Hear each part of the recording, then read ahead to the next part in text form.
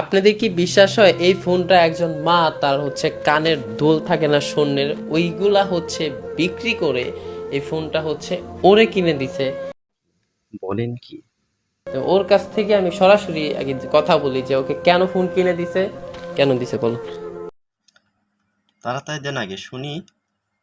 দিছে কইছে আমারে যে ইমরান কি ইমরান কি হয়?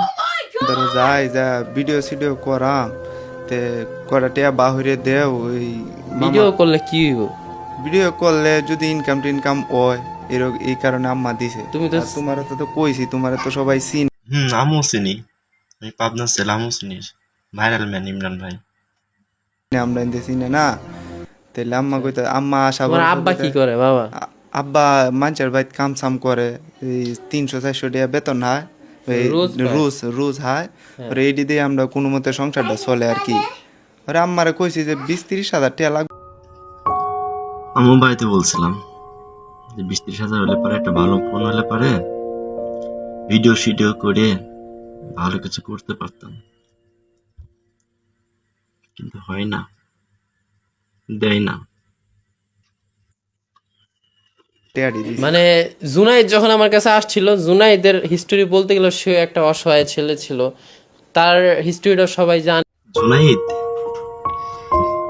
বুকা জুনাইদের কথা বলতে গেলে কি সত্যি ওর জীবনে অনেক কষ্টকর দিন গেছে।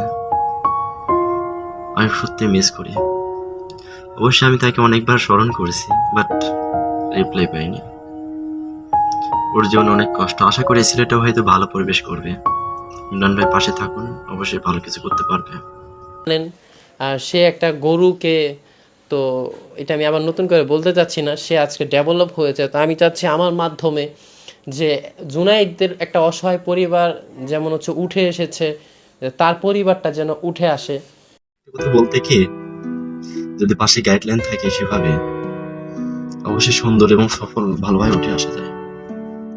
মানে গর্ত পড়ে থাকা মানুষকে একটা সুস্থ মানুষ যখন উপর থেকে হাত বাড়ায়, তখন ওই নিরীহ অসহায় মানুষ যে গর্তে পড়ে আছে, সে কিন্তু সুন্দরভাবে একটা তাকে উপর ভরসা রাখে যে আমাকে টেনে তুলবে। অবশ্যই সে আমাকে তোলার জন্য এখানে দাঁড়াইছে। তা ঠিক ইমরান ভাইও সেম একইভাবে।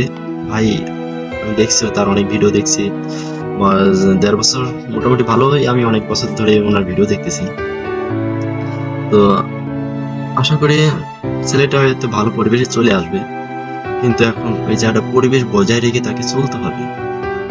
তার সাথে তাল মিলিয়ে না চললে পারে কখনো করা সম্ভব না।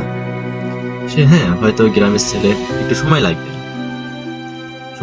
তো ইমরান ভাই যদি পাশে থাকে অবশ্যই ছেলেটা একটু ভালো পরিবেশে আসবে।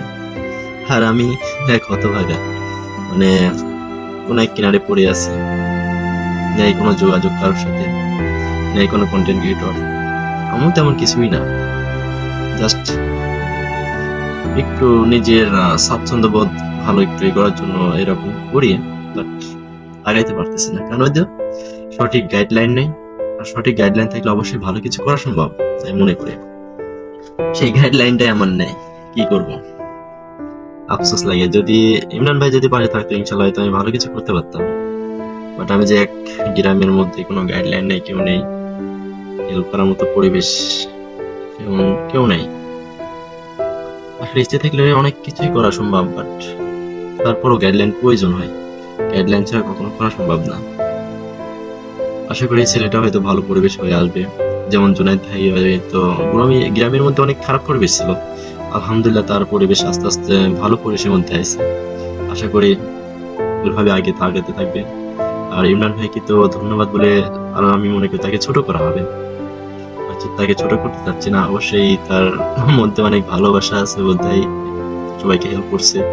আসলে কিছু পেতে হলে কিছু ছাড়তে হয়, মেন বিষয় এটা। নিজেকে কিছু গড়তে হলে পরে নিজেকে কিছু ছাড় দিয়ে চলতে হবে, সেটাকেই মাথায় রেখে চলতে হবে।